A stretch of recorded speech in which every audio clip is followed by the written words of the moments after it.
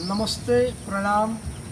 मैं विष्णुदेव महादेव सनातनी ग्राम पंचायत हरपुर के ग्राम सभा रेवड़ाडीह में हूँ और ये मेरे ग्राम सभा का गांव है, रेवड़ाडीह का गांव है। इसी विद्यालय में मैंने बचपन से पढ़ा।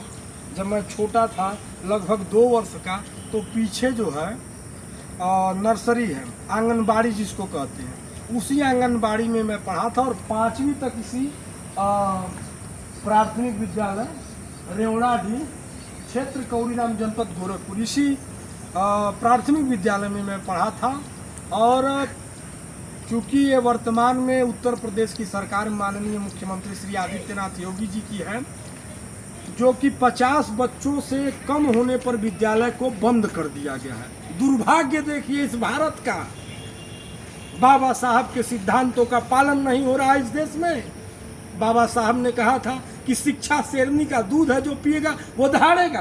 अब ये बताइए, मेरा बच्चा, मेरे गांव के बच्चे, इस रेवड़ाडीह के बच्चे, ये रेवड़ाडीह, इसके नज़दीक में कौरीराम क्षेत्र पड़ता है, क्षेत्र पंचायत है। उसके बाद ये विद्यालय बंद हो चुका है। 1 तारीख से ये विद्यालय बंद है, लगभग 1 महीना हो गया विद्यालय बंद हुए। अब ये बताइए, हम 15 अगस्त कहाँ मनाएंगे? बच्चा कैसे जानेगा 2 अक्टूबर को गांधी जी की जयंती पड़ती है?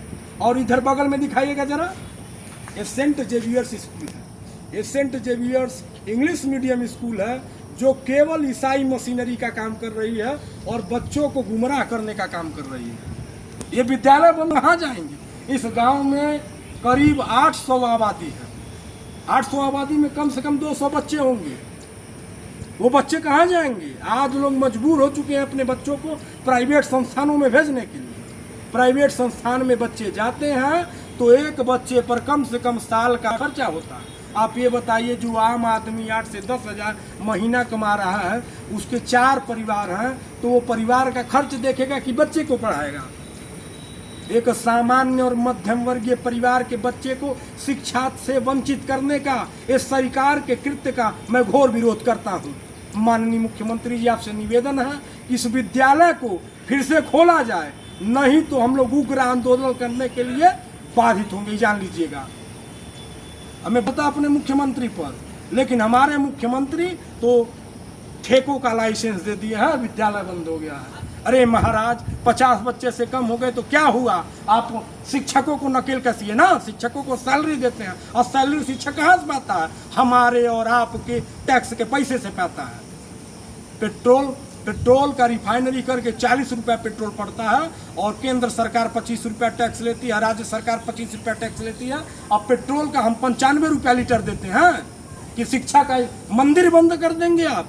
बाबा साहब के संविधान का पालन नहीं कर रहे हैं, बताइए। संविधान से देश चलता है। ये कुर्सी आज आपकी है, कल किसी और की हो जाएगी। इस शिक्षा को मंदिर का खोलने का काम करिए। बाकी आप सभी लोगों का धन्यवाद और प्रणाम। हर हर महादेव।